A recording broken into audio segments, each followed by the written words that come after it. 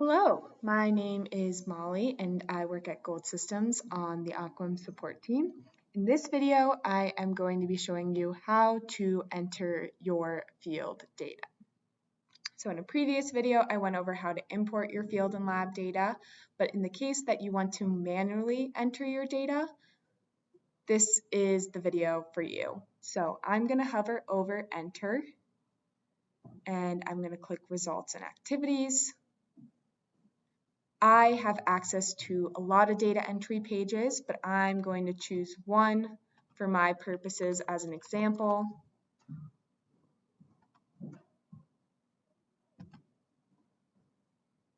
I'm going to choose the field parameters data entry page for Skyline. Know that if you are entering data for a different mine, the order of operations will be very similar. You'll just have access to different projects, different monitoring locations, etc. So I'll click into AWQMS-field parameters Skyline. And this brings me to my data entry page.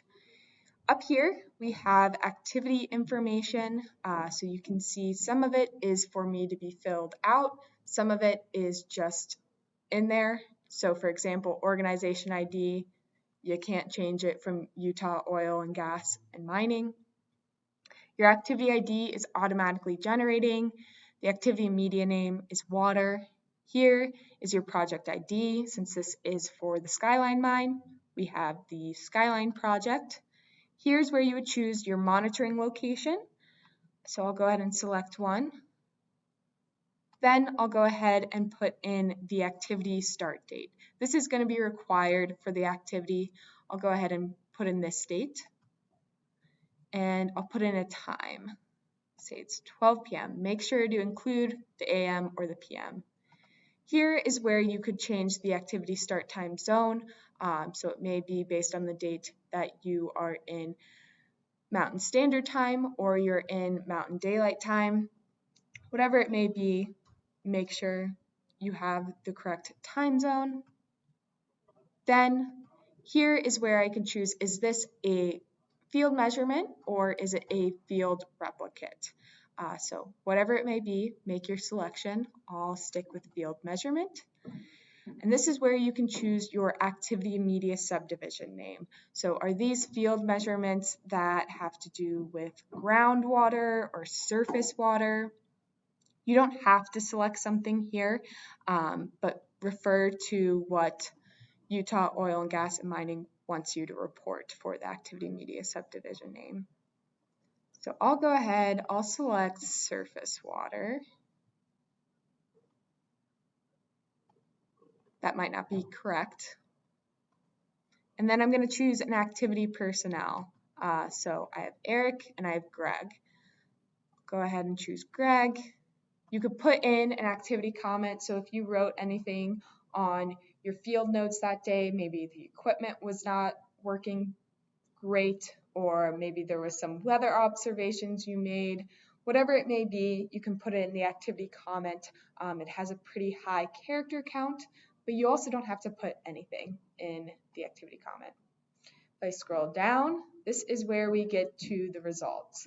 So I have conductivity, depth, dissolved oxygen, flow, and pH, and temperature of water. You can see here what the result status ID they're going to go to, what they're going to be translated to, so the result unit that will be associated with them, and the result value type. Always make sure of these result units, make sure they're up to date what you're currently measuring them in, because we would hate to put them under the result unit, the wrong result unit. But here is where you would fill out the result value, so you could enter whatever you may need. Know that you don't have to fill out a result value for every single one. So if you didn't take a measurement for flow that day, maybe it was really, really dry, so you didn't take anything. You don't have to fill out the result value box for flow. So I could just keep on going. Maybe I'd want to put it in my activity comment that the flow was low, so we didn't measure for flow. Once you're ready to save your activity, You can either click return, that will save your activity, but it'll bring you to the previous page. You could click save, that will save your activity but keep you on the same page. You could click add new, so that'll save the current activity and add a new data entry page for you to fill out. That's a really great option if you're going to sit down and fill out multiple activities.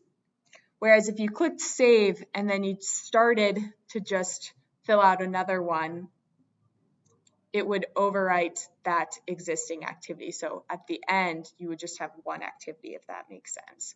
So add new is a great option if you're going to sit down and fill out multiple activities. You can also attach a file. That'll save the current activity and give you the option to attach a file if you wanted to include a picture of your field data sheet. That's a good way to go back and QC check yourself, or a picture of the monitoring location, whatever you want, that's an option as well. You could click cancel and that will not save this activity, or you could just navigate away. You could also view the configuration if you'd like. Most of you will have read-only rights, so you won't be able to edit the configuration, but you can just see how it's built. I'll go ahead and click Save. And we get a message that all items were saved successfully. We didn't experience any errors, which is what we would hope. And we'll go ahead and view the saved activity. I'll scroll down and you can see the activity detail. At the bottom, we'll see our results.